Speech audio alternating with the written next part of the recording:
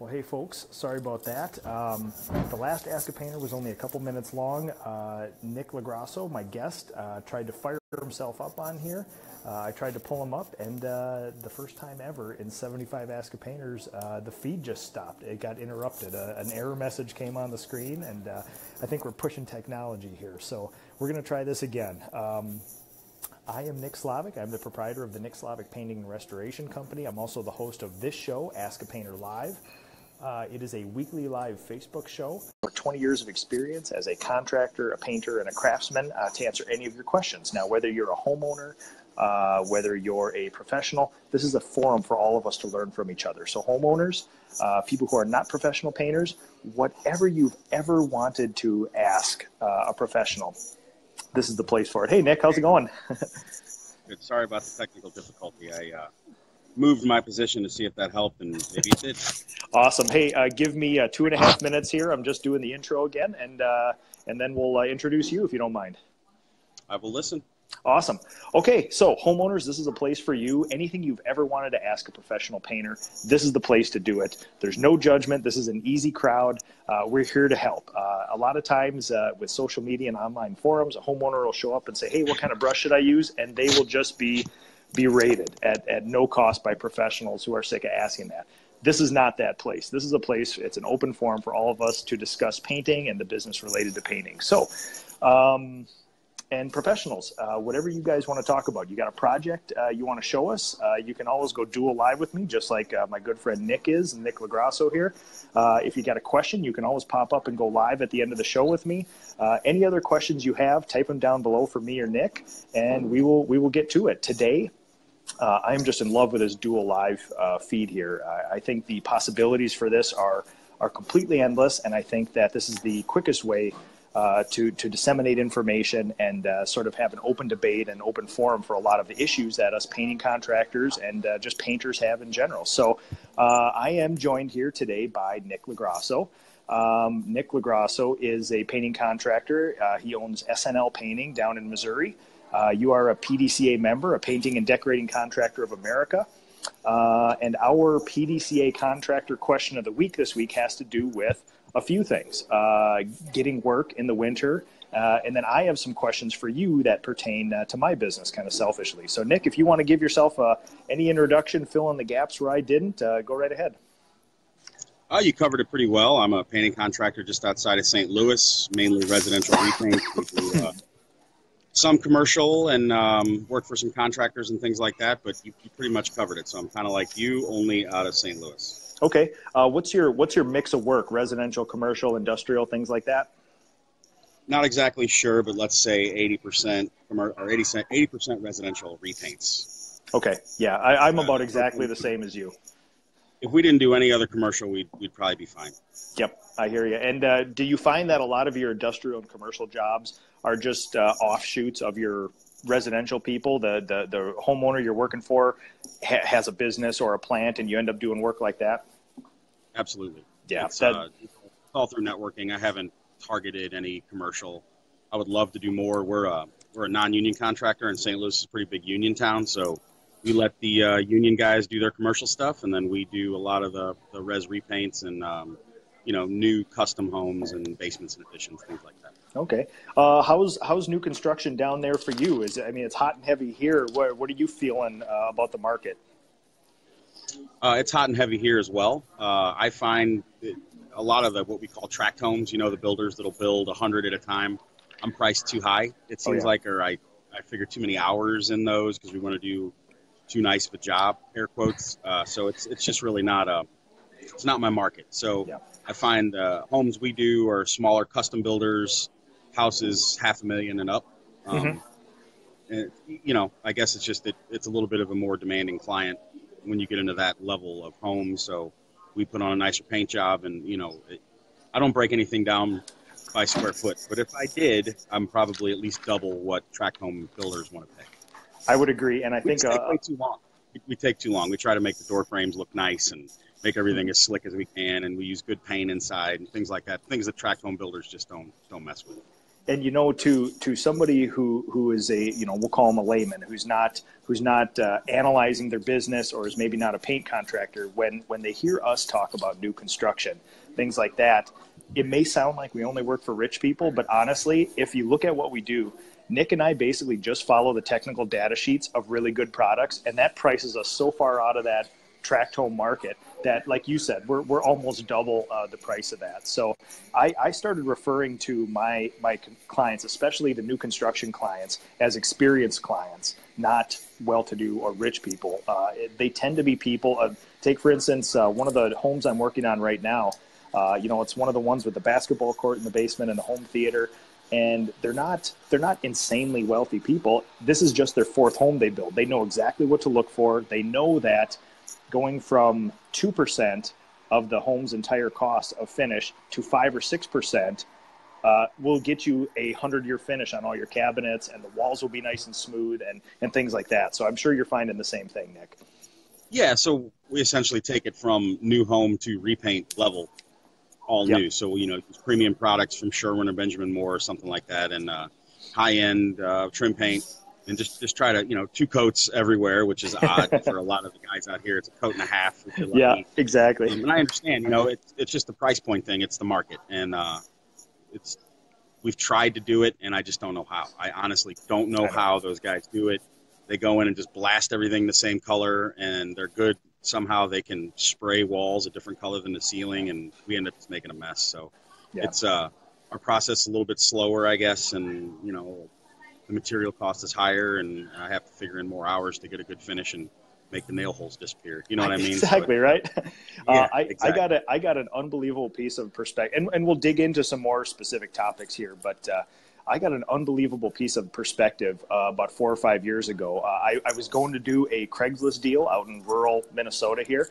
Turns out when I showed up to this guy's house, he was a painter for the tract homes, the somewhere between the, probably $300,000 to $400,000 tract homes here, which is probably just on the lower end of a move-up house. And he was retiring. He was selling a bunch of gear. I got some of it, but I kind of asked him, like, please tell me how those homes get done, because we all know it's the proverbial builder's flat. It's the horrible wall paint. It's nitrocellulose lacquer on all of the woodwork. I said, how do you make money at that at all? And he said what he would do is get 8 guys, including himself, and they would work for probably 7 or 8 days straight, and they would do 1 house a day. They would have one guy on the second floor staining and spraying lacquer, while the other guys on the other floors were doing the ceilings and the walls, and they would switch, and they would go for about 15 or 16 hours a day, do 1 entire house, walls, ceilings, woodwork, in a day, do that for 7 or 8 days, finish 7 or 8 houses, and then take a couple days off and do the next ones. And it's just like, that is not a world that appeals to me at all. I'm not trained in that world. I don't know how to do that. I don't want to do that. I mean, and as long as we can sustain business without that market, that's fine. I mean, it sounds attractive because, you could score a deal and do 100 houses, but you're making half or less what you might be making on a little bit more pleasurable work, is the way I kind of try to look at it. Yep. So the margin is way higher on higher quality work. Nick, we don't finish cabinets on site. They come in done. The only thing you're going to find painters finishing is maybe mantles, a couple custom built-ins, handrails, things like that. And then on the higher-end homes, we're finishing staircases and more built-in cabinets. But the kitchen cabinets, bathroom vanities, they all come in done. Oh, yeah. Yep, makes sense. Okay, we'll go to the PDCA contractor question of the week, the Painting and Decorating Contractors of America. They send me either contractors, Nick is a PDCA member as well, or they send me questions every week, because my world tends to be a little myopic. And this time of year, hot and heavy, first and foremost on most painting contractors' minds are getting work for winter, staying busy all winter. Right about now, it's the what I refer to as the Bermuda Triangle of the painting industry, the between Thanksgiving and Christmas, where people start putting up decorations and they're less likely to let you into their house. And I thought you and I would just talk quickly about maybe some things that some painting contractors can do to stir up some work. So if you have a couple quick things, maybe some of these smaller paint companies can do, Nick? Well, if we can figure that out today, I think we can bottle it and sell it and never have to paint ever again if we can and figure out how to make contractors busy in the wintertime. Yeah. It's nice to try to line up some of those kinds of new jobs that people don't live in. So maybe a basement or an addition or a custom house. We are fortunate enough now to have a really nice sized commercial job. It's vacant, of course, so that's great. I try to blast the marketing out and stir up some interest this time of year, because my main focus is to try to make my money, 9 months out of the year, but then these 3 months to keep cash moving and keep the guys working. I mean, that's it's terribly important to me to try to keep all the guys. They like paychecks 52 weeks a year, not just 9 months. So if we can keep them busy, and I know it's kind of a cardinal sin, I may cut my price a little and sacrifice some profit to get those jobs that people know to call me these 3 months, December, January, and February. They just know. They're like, hey, it's wintertime. Yes, it is. So we'll cut a little bit of profit out of there to keep the boys working. And that's really the most important thing to me these 3 months, is to keep enough cash moving to cover the overhead and keep the guys working. If I had the magic formula, like I said, I would teach a class on it at Expo. I don't. I know there's some techniques out there. There's a couple consultants that claim they have it figured out or they can help mitigate the slow times, but I don't know exactly. So I try to book up as much as I can in the fall, sweet talk people into waiting, and then I just hope the phone rings and blast out as much marketing as I can afford. Absolutely. Super marketing heavy come the winter here. And I've kind of found that, when you've been in business long enough, you accumulate this beautiful list of past customers. And one of the easiest ways for me, up until this last year, this is the first year I've actually had a formal marketing plan for winter. Before, I would always just send out thank you cards. I've always taken a tact of never actively selling. So I've never posted an ad. I've never sent out something saying, hey, please call me for this work. I've always kind of taken the tact of just send out some stuff, thank people for work, and magically it drums it up. I think it does the same thing. I think, by sending a card from my business to my list of 1,000 homeowners every year, I think it's just sort of implied that, hey, thanks for your business and call. So I usually, about this time of the year, I start sending out the cards to all my past clients. And, if you send out 800 to 1,000 of those, you can probably get 10 very quick jobs out of that. It's almost like reminders for your people. And then, you can see it start trickling. People that you haven't worked for in 3, 4, 5 years, it kind of triggers and they start talking to you now. They usually don't want to do anything before Christmas, but as soon as January 1 hits, man, you can start lining those up one after another. Yeah, you're right. So the cards, maybe without even a call to action on it, is just going to keep people saying, oh, yeah, Nick Slavik, I forgot about that guy. He painted for me. Been wanting to get the dining room done, or the daughter's, growing up now, so it's time to switch colors in that room. And, while we're at it, and my bathroom needs it, and you'll end up with a, couple $1,000 job out of that. And a few of those goes a long way in the wintertime. So it goes an awful long way. And, when Nick, when you say you want to keep the guys moving, give everybody some perspective about how many guys you have to keep moving now. So right now we have 20 painters. Never kept 20 painters busy in the winter before. Last year was 12. We had 12 going all year, which I thought was great. And then to try to keep up with demand, I couldn't find enough painters last year to keep up with demand, so we were turning work down. Wow. It's a little bit of a boom economy right now, right? So we need to take advantage of that as much as we can. So we found 8 more. Lost a couple of the old guys, got a few new ones, but I would say we have a real solid crew that if we can keep them busy enough to not lose any or have to lay off or have them go on unemployment, I'd like to be able to hit spring with the ground running with 20 guys on the field. So that way we're not, 6-week, 8-week backlog starts turning people off too, and then you start losing the opportunities of people saying, hey, I bought a new house, I'm closing on in 2 weeks, can you do it while it's vacant? And I hate to say no because those jobs are so nice. Nick, you best, are right? Those words are nails on chalkboards to me, because I'm wrestling with the same thing, is that, the demand is so high in the summer that it's tempting and it's easy to book up years in advance for the summer here. And it's one of those things where I get those same calls, and I'm finding that this is more of an issue nowadays when the clients, especially when there's a lot of churn in the housing market, houses get bought and sold, a lot of painting needs to be done.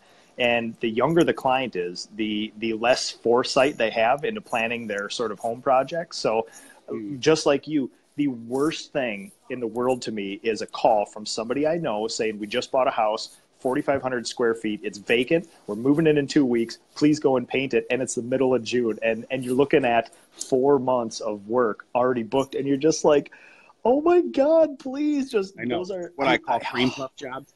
You know, oh my God. I call those the cream puffs. It's vacant. You know, it's usually the whole house, if not most of it.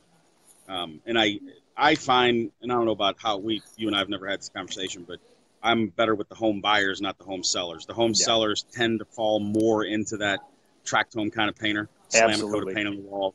I can do for the seller if it's a existing client because they know us and they'll use us and they'll pay for that. But no, it's home buyers. So, you know, maybe if you target real estate agents, you target home buyers. But yeah, turning those down just truly breaks my heart. And it's, you know, I think you've met my production manager, Matt, and he's like, dude, we cannot pass that up. We have to figure out how to get in there and do it.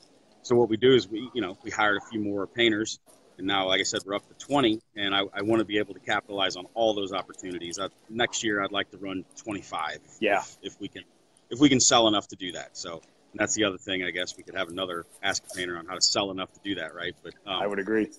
Phone's got to ring before you can sell. So I guess that's the trick here in the winter is just keeping the phone ringing. So I blast out the marketing, like you're saying with the holiday cards. Man, way back, we would even pick up the phone and call past clients. Hey, how you doing? Nick with SNL Painting. How you been? You know, is everything holding up well? And you'll get a few, oh, yeah, you know, we never did finish the basement or whatever. And you can get a few calls that way, too. So if you just sit there and work the phones like old school cold calls, that actually does work. And it's not as cold because they are your current clients. So they've, you know, you've dealt with them in the past. And, you know, something that I found, too, is that, you know, again, with my sort of ethos of never actively selling, it's been hard for me to look down my client list because, you know, if you make a personal connection with somebody and you call them, the likelihood of them having you do something is super high, but it's kind of awkward. And surprisingly, you wouldn't guess this, but I'm really not that much of a people person. So it's one of those things where this year was the first year I actually did some of that, but I didn't do it to my residential clients. I actually did it to my ultra large commercial clients. And some of my industrial clients. So I went down my list of schools, hospitals, manufacturing plants, some light commercial, large things. I mean, you know, big Fortune 500 names that have offices here.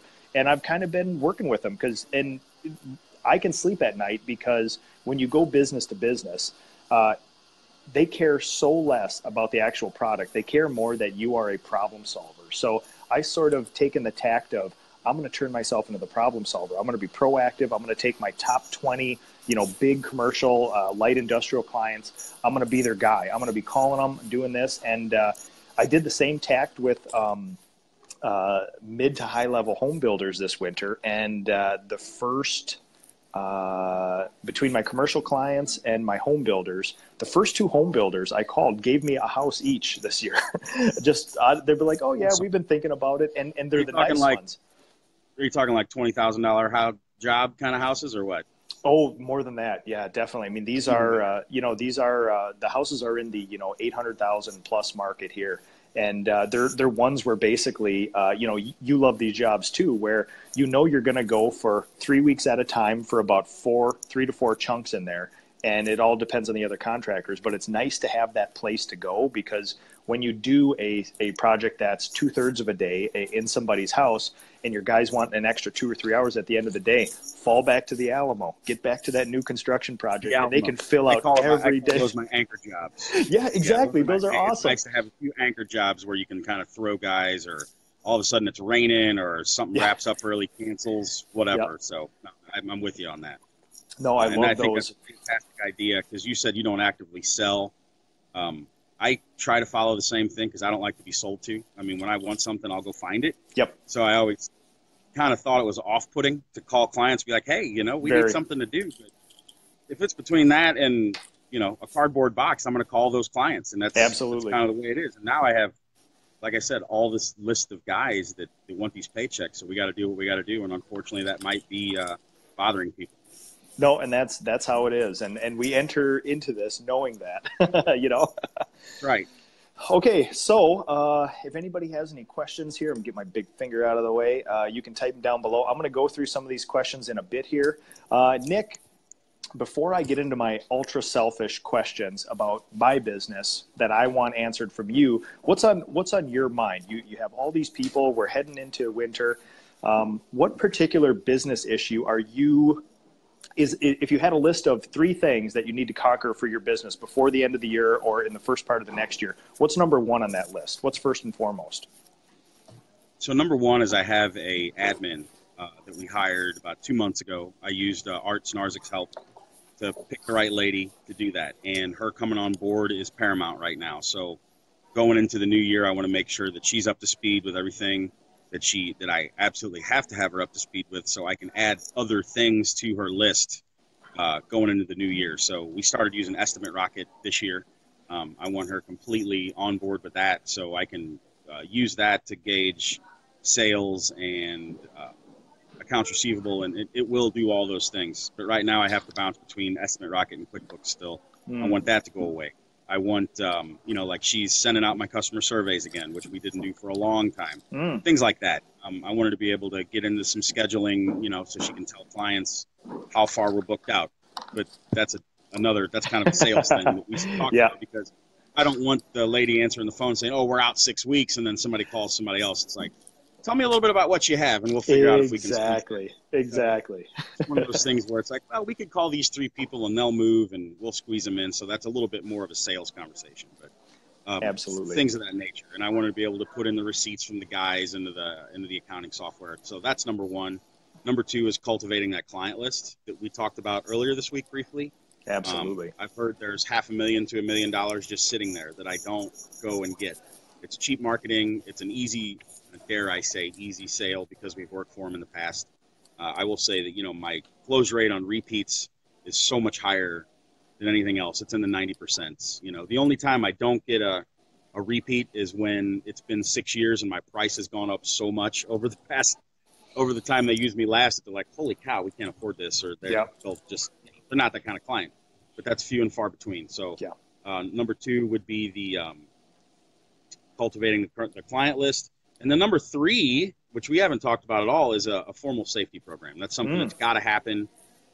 If I can do those 2 first things we talked about with the admin and the current client list, I'm hoping to do over $2 million next year, and I have to have a formal safety program. We talk about it every month. That's true. In our company meeting, we talk about ladder safety and safety with sharp things and stuff like that, but I don't have actually anything formal.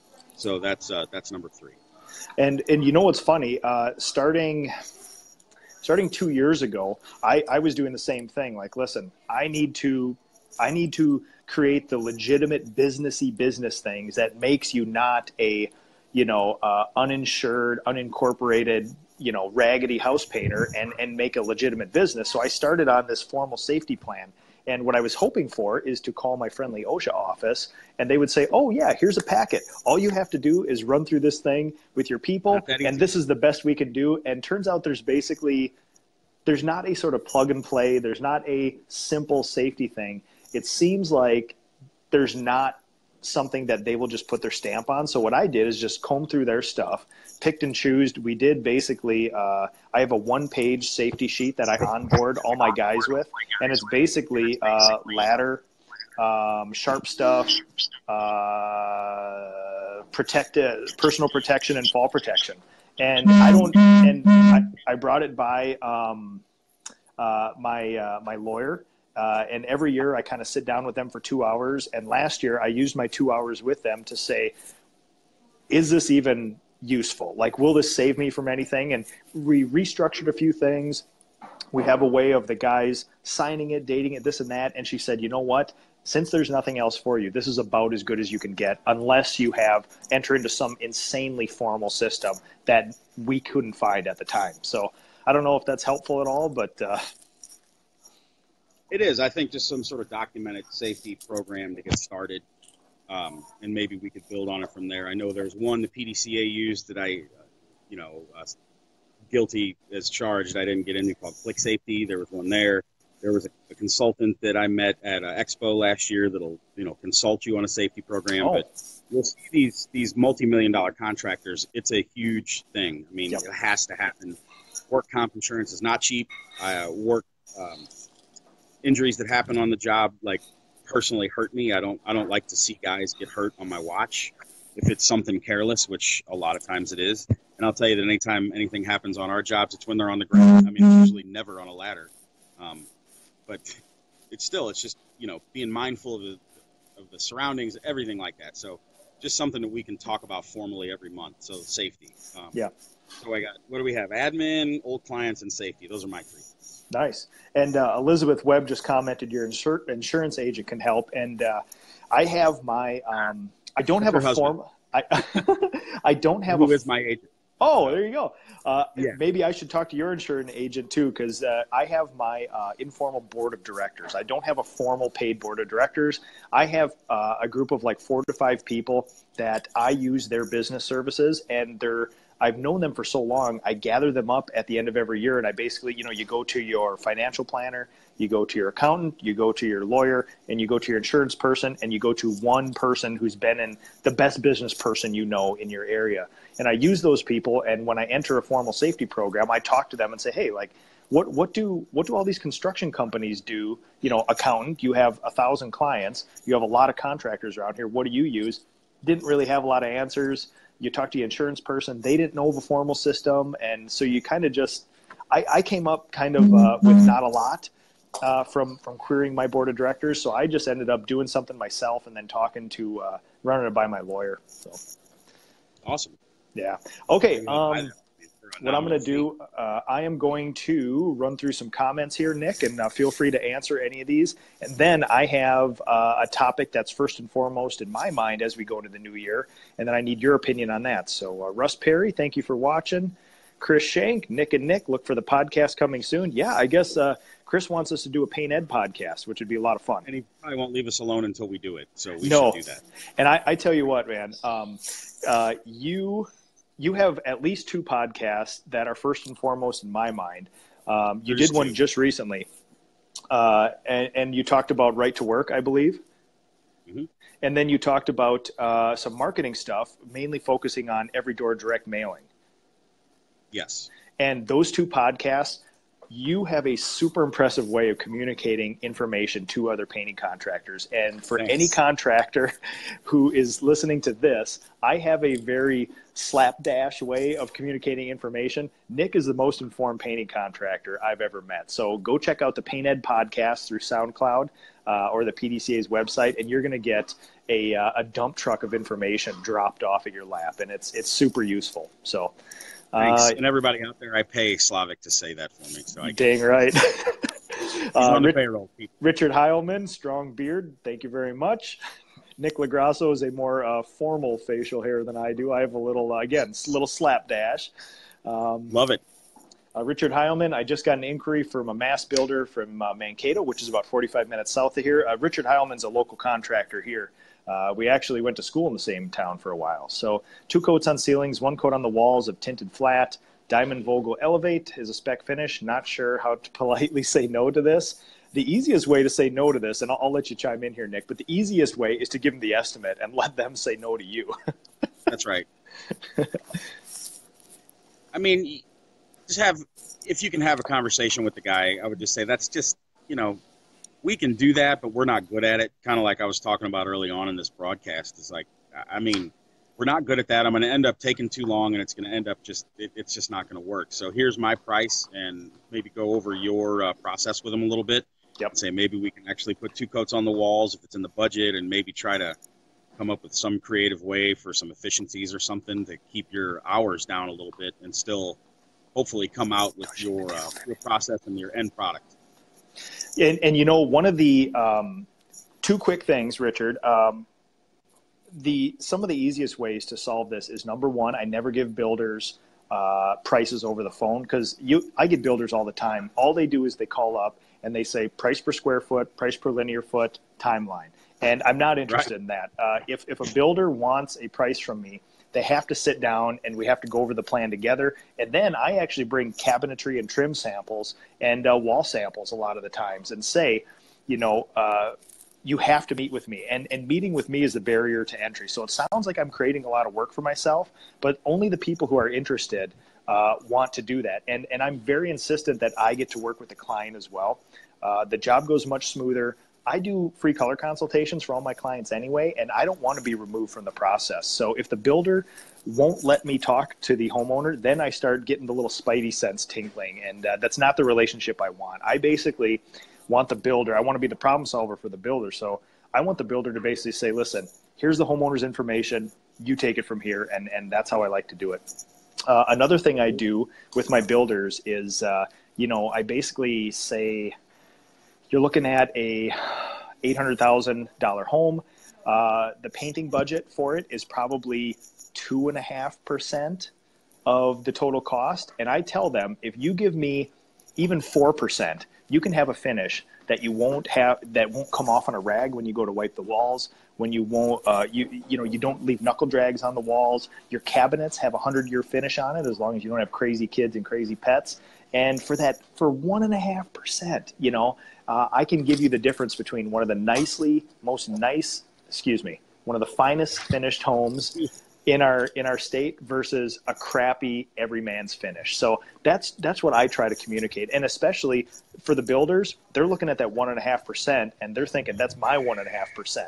So I try to get to the homeowner, the people who can say, oh yeah, of course, 1.5% more. I will gladly go over budget. If I'm going to go over budget on something, let's not do it on granite. Let's do it on everything you'll see in the house. That's good. And maybe one of the things you could poke and prod around the builder with is talk about how you might keep them on schedule, about how you might have less callbacks at the end, about how you're going to be there after the 1-year walkthrough when some of the drywall's cracked and maybe you have to go back and do some touch-ups and things like that. I try to take the pain away from the builder as much as possible. And you'll find with those big tract home builders, they don't have any pain. They want to close, they want to slam through it and get done, and it's just not for us. So we end up going and repainting those tract homes over their wonderful chalky flat wall primer that's in there. Yep.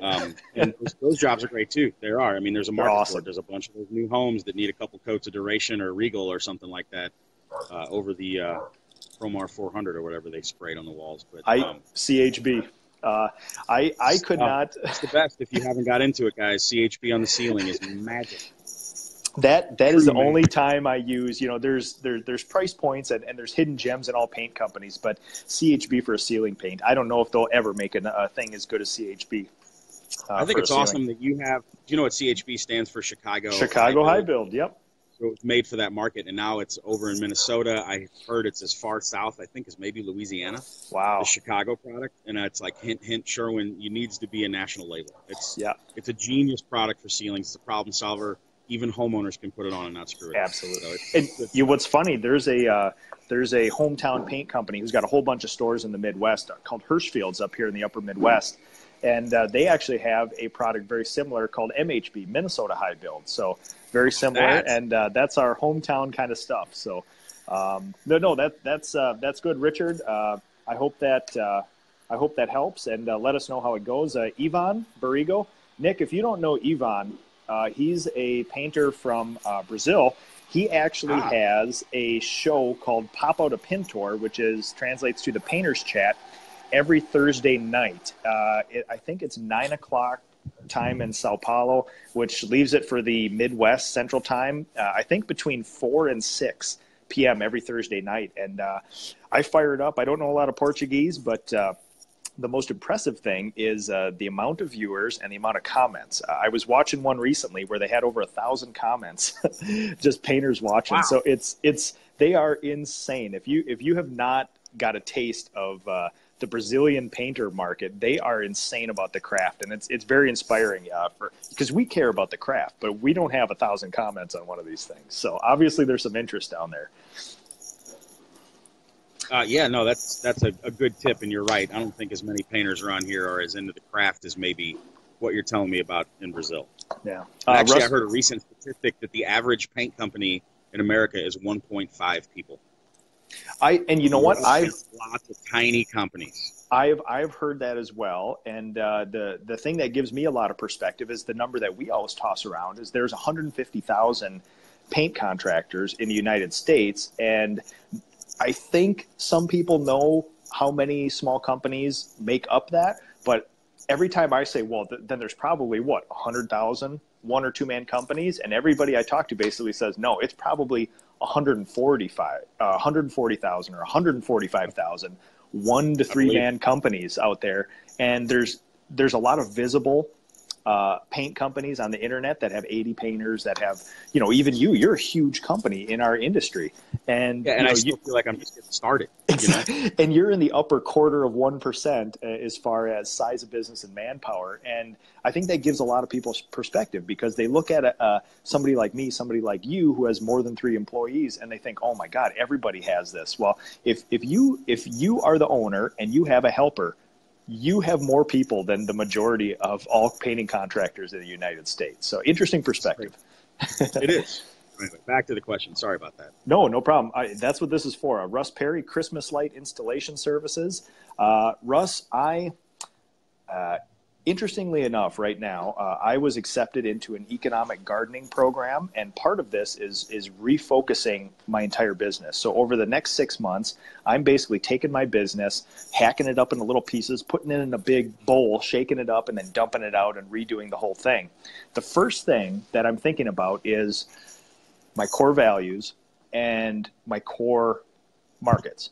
And one of the things that's very tempting for me, and this is something that I've done over the last 10 years. I mean, I do decorative finishes. I do wallpaper. We do industrial, commercial. We have a finishing shop, residential, inside, outside. I'm slowly paring that down. It kills me. It kills me to do that. I do less wallpaper now. I do less decorative finishes. I do less weird kind of window refinishing. It kills me not to offer those services to my clients. But when you look back, you find that things that are not in your core focus you get a lot of callbacks on them. It takes you more time. The margin drops through the floor. So if you have, I know a lot of guys, snow plowing, Christmas lights, other services, things like that. If you spend the time focusing on the main part of your business versus spending your time with those offshoots, I think you can just focus on your core business all year round instead of that. And you'll find that you'll probably be happier, profitable, and your customers will probably be happier because you're not spread all over the place. Thoughts, Nick? Completely agree. I'm one of these guys. I always have 100 different ideas going on in my head and ways we can make money doing stuff. And I looked at the Christmas light thing years ago, and there's some franchises that you can buy to do it. And what really turned me off is you have to go take down their lights and store them somewhere at the end of the season. I'm like, nope, because we have the ladders and guys that aren't scared to climb. And Absolutely. You know what I mean? It could be a good way to augment. And if it works for you, great. Seriously, because I know guys that kill it doing that. Yep. For some reason, it seems like pest control companies around here like to do that in the winter. Really? But yeah, there's a couple that do Christmas lights as well. Huh. So if it works for you, awesome. If that's a second segment. The second segment I am trying to really foster and get into is house washing. We have a lot of vinyl siding around here that turns green. Yep. And why shouldn't I be the guy spraying bleach on it to get rid of it? Is kind of the way I look at it. But, we started that. That's an interesting, and I find that the longer this whole trade goes on, a lot of it gets fragmented. Like right now, the biggest sort of dissecting of our entire industry is probably concrete coatings right now. It seems that I do a ton of epoxy stuff for my industrial clients, for my homeowners, and it seems like now, or as we go on here, it seems like that whole concrete coatings thing is getting cleaved off, and a lot of actual masons and concrete guys are taking that over as part of it, and it's becoming so specialized. I think that's a natural segment. Are you kind of finding that too, Nick? Well, we just recently started getting into the concrete coatings because I see another market there, which goes with the painter, right? I mean, I didn't buy the grinding equipment or anything. We can rent that stuff. Yep. But I was at a little class on how to put down, he was showing how to do like flake floors and things like that. Yep. And the guy's like, oh, great, a painting contractor. You guys always screw it up. And he was a concrete guy. Like, what are you talking about? And, and maybe by and large, those 1.5 man shops may not prep right, or they think that a acid wash on a greasy garage floor is going to work.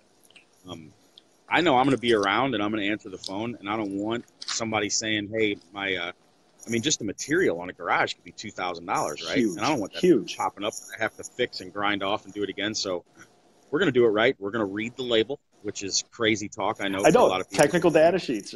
Just read the label. There's some chemist that spent some time writing that label that if you read it and follow it, the coating will perform in almost all cases. So we try to make the coating perform as much as we can practically, you know, and we have good success with that. So, yes, I do find that we need to get more into the concrete coatings. There's a huge market out there, and people are willing to pay for it. Yep, and you know, I did the training this last winter here, you know, because everybody's into the metallic movement floors and the crazy flakes, the polyurea. Yeah.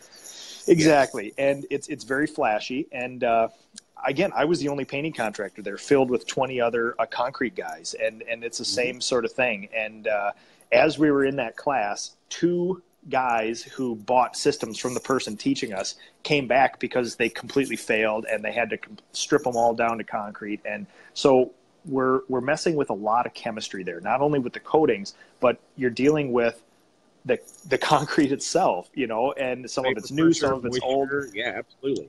And so I just like you, if I had 10 more guys, I would love to segment 2 or 3 to just do diamond grinds, epoxies, and things like that. But it's so specialized that I would have to have just, you know, my guys for that. And right now I need all my guys on the residential repaint. So I was interested in that market, but it seems just dissimilar enough from what we do where, you know, it's still there, but it's not something I'm actively chasing now.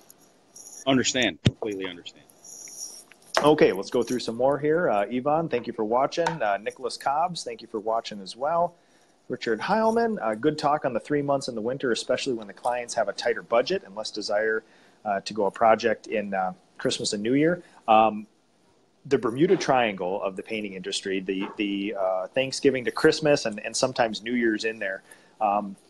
That's why I started actively calling my large industrial and commercial clients, because not only you know, are the jobs usually bigger, they actually shut down in some cases over the holiday season. So it's where the homeowners absolutely will not let you enter their house. A lot of my commercial clients prefer for that week that's a little slow around the office for us to come in there. So there is actually a need for that. And I'm going out there then and actively saying, you know, hey, listen, I got a whole bunch of young fellas here who want to make some extra money. They'll work during the holidays. What do you got? You got a project for us? And it turns out to be a sort of win-win for everybody. So Dennis, thank you, sir. Mark Johnston. Hi, Nick. How do you guys think about changing course when something doesn't work?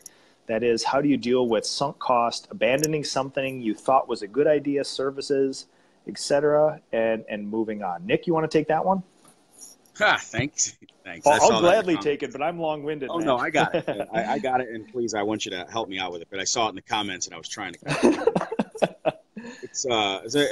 Everybody out there may have heard of the gambler's fallacy, where if you're at the casino, you just keep throwing more money at it, and eventually it'll work itself out. That might be like your Christmas light endeavor, or like my power washing endeavor, where I throw some money at it and buy a $10,000 setup, you know, with hot water and all that stuff, or you know, however that works, and then we're throwing marketing at it, and it's just not working.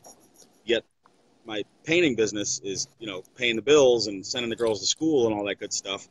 Then maybe it's time to just chalk that up as a learning experience. It's paid training is the way I look at it. Yep.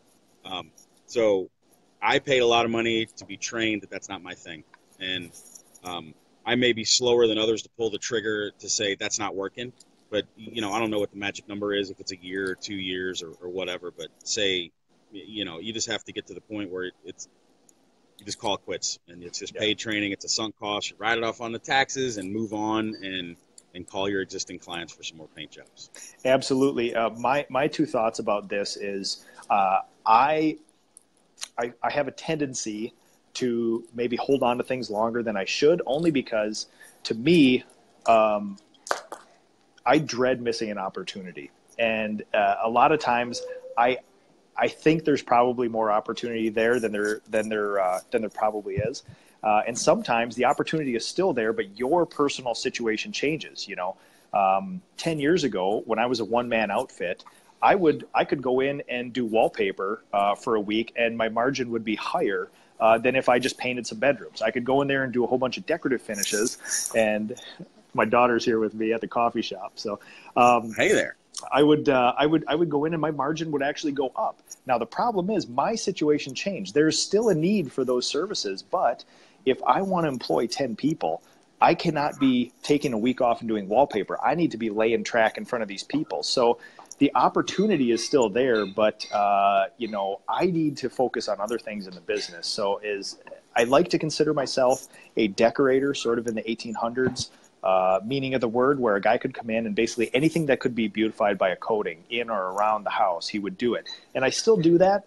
Now I just augment a lot of that stuff by using my local wallpaper guild of seasoned professionals to help out and things. So it's one of those things where you got to watch out for the passion projects too. Like wallpaper is sort of a passion project of mine. I'll certainly do it in my own house, but it would take, in 30 days, I could take a wayward young person off the street and make them an excellent painter. In 10 years, I don't know that I could do the same thing with wallpaper because it's so variable, and you have to have the wallpaper guild here in Minneapolis. The average number of years of experience that each of those members have is probably 40 plus at this point. So it's not a young man's game, and the residential market is very much different from the commercial market. So I see a lot of stuff like that. So Elizabeth Webb, the insurance comment there. Let's see here. Christian Militello. Do you sit with your board of directors all together? No, because they're not paid. I can only make so many requests of them. But two things: you're already paying them for services. The least you could do is run by. You know, don't take up their time. But every person I have. You know, you always have to meet on or around the end of the year with these people. All right, I'll be here. I basically have my 10 rapid fire questions that I ask them at the end of every year. And sometimes they're pointed like, hey, where can I go to find a safety program? And a lot of the times it's, what should I be doing that I'm not? What am I doing that I shouldn't be? What's my biggest opportunity? You know, you go through the SWOT analysis, strength, weakness, opportunities, and threats. And you basically say from your cold, calculated, unattached position, even though I pay you, from that position, look at my business and tell me what's crazy. And that's usually how I do it. But I do it at those meetings. Because I don't pay these people, I can't say, hey, I need all of you business owners to meet me at a certain time and place. And that's how I do it. Nick, do you do anything as far as that goes?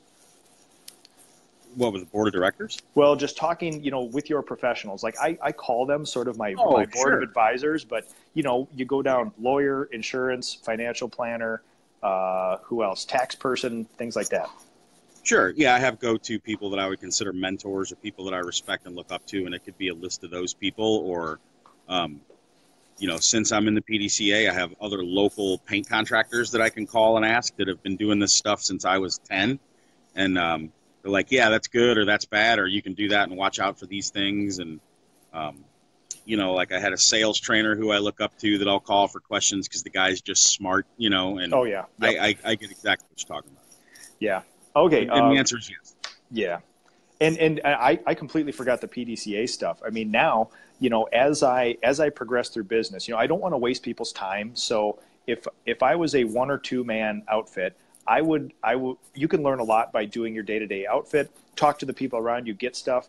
But, you know, guys like Nick, I tend to not try to waste your time. So I'll come with a pointed question, you know, what am I dealing with at this level of growth right now? And I get some great feedback from you and a whole bunch of other people. Christian Militello was one of those guys where this last year I wanted to perfect my wood restoration process on the exteriors. And he is an exterior washing master. And he basically laid it all out for me. And that's the benefits of having, you know, guys like you and guys like Christian in the stable.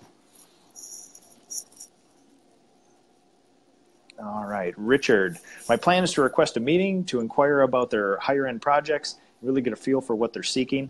Yeah, no problem. And certainly just don't go in there. Don't go in there saying, hey, that home that you offered me is nice, but I want the rich people homes. Certainly just go in there and say, hey, these are the level of my finishes. You find me whatever fits on here. And yeah, because you don't want to, I'm sure they get a lot of that. Their contractor is probably saying, you know, give me the good houses, not that little stuff. So. Jason Paris. Nick, do you know Jason Paris? He and I had a conversation last week, actually, because he saw I had posted something on the painters chat room about hiring an admin, and then he hit me on the messenger and asked if we could have a conversation about it. And yeah, had a conversation with him, and I'm gonna tell you what, sharp guy, excellent ideas. He's the one that told me about the 1.5 is the average painting contractor, and we talked a little bit about market share. And Jason said something to me on the phone that I made him repeat because I thought it was absolute genius. And I'm going to say it here and hopefully I don't screw it up, but he said your only competition is your ability to execute your business model well. It's genius. It's good stuff. What he's saying is don't worry about everybody else out there. Just do your thing, do it well, and do what you say you're going to do, I think is what I kind of read out of that. But, you know, I have a business model, and if I can't execute it well, then the other guy's going to win. And the other thing he mentioned that was great is he said that the largest, you know, he's in Minneapolis too, right? So he's just north of me. I believe he said the largest painting contractor in Minneapolis has 0.4% of the market share. So he said there's 99.6 other percentage points of the market share that he said he could go out and get. And that's when we started talking about market share and competition and things. And I'll tell you, a real sharp guy. I hope he does well. Oh, absolutely. And, you know, Jason and I, because of our proximity, I think we just bumped into each other on social media, and we've been talking kind of informally. And at the Craftsmanship Forum, him and his wife were there, and I had one of the most enlightening 2 days I've ever had. I mean, you know what the residential forums and the expos are like. You talk to these people, and all of a sudden you're just perspective. Perspective is all I'm going for now. I mean, at this point in our businesses, the painting is really good. Your processes are 80 to 90% there. You always have to put out people fires everywhere. But now the biggest gains in my business are from learning from guys like you, from Jason, getting perspective on where they're at, what they're doing innovative, what they're struggling with. And it helps you to kind of hone in your business and then realize kind of what the actual problems will be and how you should go about doing them. And Jason is one of the most progressive-minded entrepreneurs in our industry I've seen. So if you guys don't follow Paris Painting or Jason Paris, follow him. And he's working on a project. I don't want to speak for him, but he's got a super cool project that he's been working on that we discussed at length at the Craftsmanship Forum. I will not say that for whatever, but if he's willing to share. We've been talking a lot about, you know, our places that we work out of and our command rooms. I call it my war room, like that. If you've not talked to him about his war room, talk to him about that, Nick. And if he's willing to share, I'd love to do that. But super innovative guy. Richard MHB, Steve Gifford. Steve Gifford is our Hirschfield's rep up here. He's an awesome guy. Juliano. He's the big shot down there in Brazil. I've spoke with Juliano a few times, and he's an excellent guy, excellent advocate for the trade down in South America. Russ Perry House Washing would work here except the temperature in winter, vinyl siding. When the snow disappears, same thing here.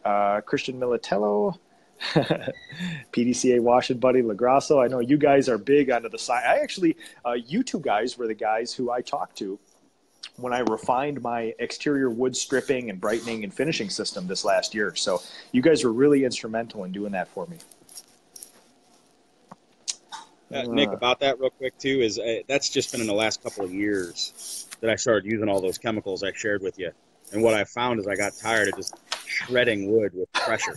Yeah, exactly. And, there's got to be a better way. And then a few years back, we joined the Power Washers in North America. I went to one of their conventions and started seeing, like, holy cow, this is amazing. So took a wood refinishing certification course, or a wood restoration, and I got to tell you, the chemicals are a lot easier on the wood than brute force.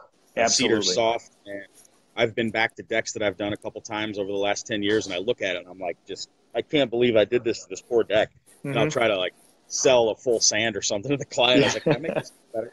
You know, but no, really, anybody out there that's painting, look into your kind of rely on the chemicals rather than brute force to refinish your wood, and I think you'll be happier. Absolutely, and it's a way better product, and the finished product, the deck. Absolutely. Fernando, interesting fact you said, I didn't know. Most painting contractors in the U.S. don't have a single employee. I had a very different perspective in the U.S. market. Fernando, repeat please. How many time to train a painter? I think when I take on a new person, and my training has changed recently. I used to solely train my people for a week or two and then pass them off to my senior apprentices. Now I've been formalizing my apprenticeship program, and probably in the next month or two, I'm going to name one of my either craftsmen or senior apprentices as the head trainer, and we're going to be funneling people into that. So I would say we train on site, so we don't have a program in our shop where we say, okay, here's the process we go through. They train on site. So I would say within 2 weeks, I can make a competent painter. Within 30 days, I can make somebody who can sort of work alone with guidance. Wow. Yeah, but it's intensive, No, that's awesome, though, that you can turn somebody, and like you always say, you look for good human beings and you can train the painting. Fully believe that. I think It takes us maybe a little bit more than 30 days before I turn them loose on their own, but that's good stuff. Oh, and definitely on their own. I mean, my apprenticeship program is a 2-year process. So I want them to have 2 winters, 2 summers, and then it starts. And they're always ready before then. But, you throw in ultra high-end fine finishing on the interiors, and that could be an entire winter in itself, just training them on the machinery and the finishes and then working with the homeowners. So it's been an interesting thing. Sarah Perryman, another local here, on point with a safety discussion, just painted my living room and somehow managed to tear my rotator cuff. I'm trained in injury prevention as a career. Oh, no. That's horrible to hear. Let's see, 30 days is amazing. Yeah, but still with guidance. 30 days, I don't make somebody who leads crews. With 30 days, I make somebody who can be bumped in the right direction, but can basically paint. Steve Dowd, we struggle with the same in the winter, usually Thanksgiving to March because of the holidays and the colder weather. We have picked up contracts with the city for interior work, a few apartments to carry us through in Michigan. Okay, well, you know what? I think that's everything, Nick. I have one question for you, if you wouldn't mind sharing some perspective. Sure. It seems like every 3 months, as my business is growing at this rate, I come up with the next big quandary, the thing that keeps me up at night. It's not a problem, but it's the next thing I need to solve to keep this progression going. And right now, first and foremost in my mind is, we talked about it briefly before, starting off as a one-man company. You do everything, and you also do the painting. You add people, and here I am with 9 or 10 people, give or take. I'm still doing everything, and they're still painting. When was your threshold that you hired your first non-painter? And I'm not talking about somebody who didn't paint but now paints. I'm talking about somebody who actively you pay to work in your business that does not do any painting, an estimator, an admin, this and that. How many painters did you have? What was their role? Was there any? You're a critical thinker.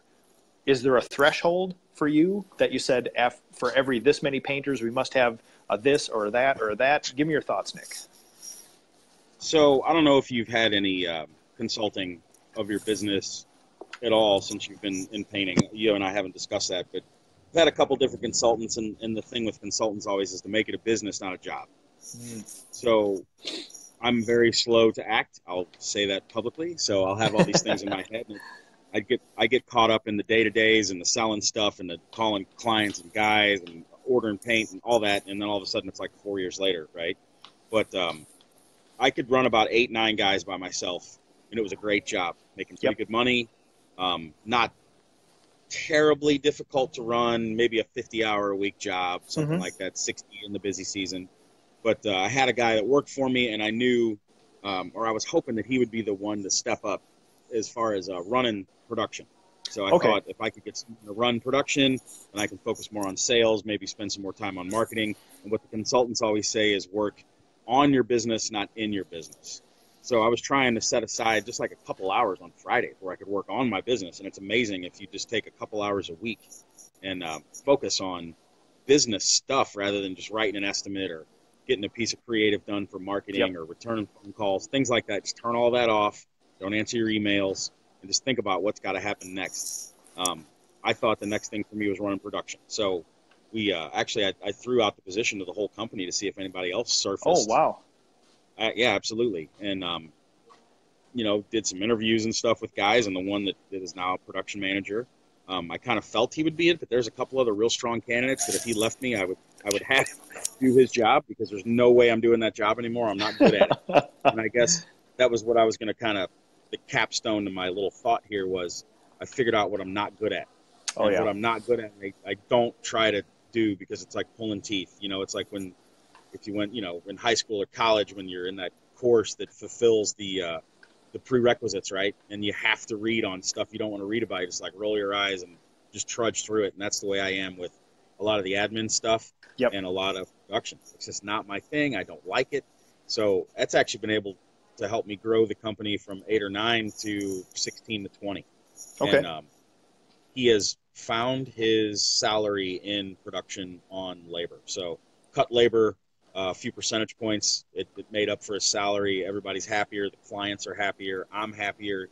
He's happy because he's not in the field on ladders all the time. You know, so it's just worked out well. So the threshold was when you're ready to get to the next level, get some outside help with those board members you were talking about. Yep. And then just take one thing, focus on it, and do that, and you'll get there. And like I said, I'm slow to act. Of course, I think I should be further along, but, you know, pretty proud of what I have, but I also know there's a lot of stuff that I'm not doing yet that I could be to get to that next level. Do you think, let's talk, I'm slowly formulating this idea of plateaus in our painting industry. You know, there seems to be something between 1 and 10, but 10, somewhere between 8 and 10, there's a definite plateau between you are the entrepreneur. This is how you can run a business. This is about as many people as you can run before you have business help. Some people can probably bump it up 20% more. Some people maybe 20% less. But it seems to me that the first person that most people need, and agree or not with this, or let me know, but it seems to be the first step for a non-painting hire would probably be a production manager or somebody to physically orchestrate all your 10 plus people in the field. Would you agree? I would. And it depends on your personality style. So if you're the kind of guy that likes running production and you're good at goal setting with your guys and making sure that, you know, they're all set up and ready to go, if that's your forte, then maybe hire an admin. Yep. Maybe you can continue to run production. I mean, I ran production from my phone for a couple of years, guys calling, asking questions or things, and then call Sherwin or, you know, the other vendors and have them deliver stuff and mix things up. So, I mean, it was nonstop. Phone was ringing nonstop, and it got old. I got tired of that. So I was the guy, you know, I was the receptionist, the admin, the production, sales, marketing, and it got to be too much. I've always had a subcontractor for accounting. That's my wife. But I've never really. I haven't been the accountant, and we actually have an accountant that does our quarterlies and stuff too. But no, my wife does payroll and books because that is way not my thing. I can do it; it just drives me insane. And I think that's when I realized that I don't do everything the best, and there's people that can do things better than me, smarter than me, and when it's certain aspects of the business, find them, hire them, pay them well, and it lets you do what you're good at, which mine is talking to people. So I can go out and sell the work, get the work in the door, and then let Matt produce it, and it's a much better it's a much better mix. I agree. I suffer, like you, I'm sort of slow to act only because, you know, my full name and phone numbers on every one of my trucks. I'm in my hometown. Yeah. I'm not leaving. This is it. My family has been associated with painting for 40 to 50 years here in this town. This is it. I have to make this work. I'm slow to act. My other problem is I genuinely love every bit of business. I'm excited to do accounting. I'm excited to do marketing. I love painting. I love coding science. I love production. For the first 10 years of your business and up to 10 people, huge benefit. I have a leg up on every other contractor in my industry, in my area right here. But when you hit that threshold there, now all of a sudden I'm finding that it's becoming a detriment because you can love all that stuff, but you don't have enough time to do it. And you don't have enough time to do the other stuff well. So my question, you know, is pointed because I find the need to elevate some of my tasks and to delegate the others. And that needs to happen. And I've been slowly letting go, but over the next 6 months, I'm actually trying to figure out a way to cleave about half of my objectives, daily objectives every day, and filter them down into formal positions in my company. And that's why I ask about the production thing. Production seems like the next big step, the lowest hanging fruit for me. And it very well could be. You know, you probably are tight with your clients, and you're the guy that goes out and talks to them because, I mean, it is Nick Slavik painting, so it's good when Nick Slavik shows up to sell you painting. So you're probably on point there. I don't know how it works in your company with answering the phones and setting Outlook appointments and stuff like that, but that was also something that I think is very important.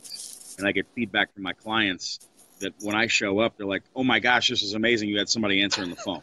You know, so, and you don't have to wait for a call back on voicemail. They like that live person, you know, to get an appointment scheduled, or if they have a problem or they want to change something or they want to call in and pay with a credit card, there's somebody in the office to do that. And that's huge as well.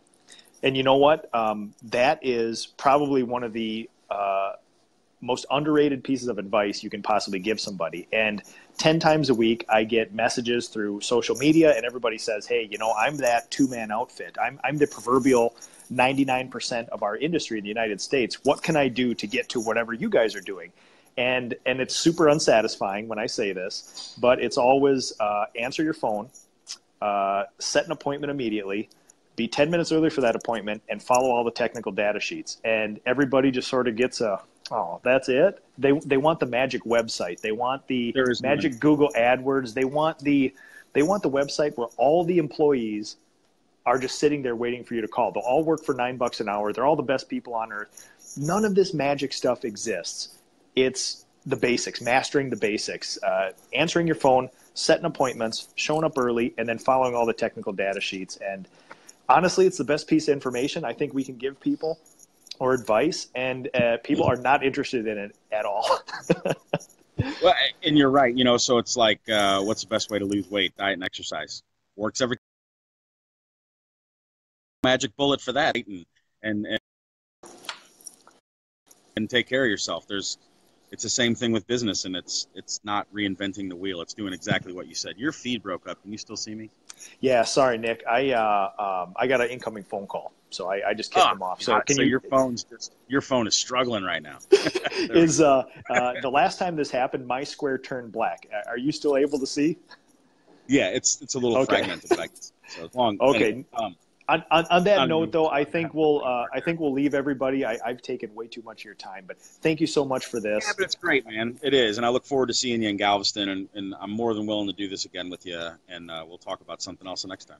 And Residential Forum next year is in Minneapolis. So if you want to do a little bit of fishing or a little bit of hunting up here when you're here, we'll go to my little farm out there and we'll make it happen. So Nick, thank you so much. Don't you guys have like a really big mall too or something up there? Oh, don't waste your man. We got 15,000 lakes. Nick. Don't go to the mall, man. Take it easy. We got lakes. I'm just teasing, dude. Take it easy. I'm not going to do that. So anyway, I will tackle you if I see you going towards the mall.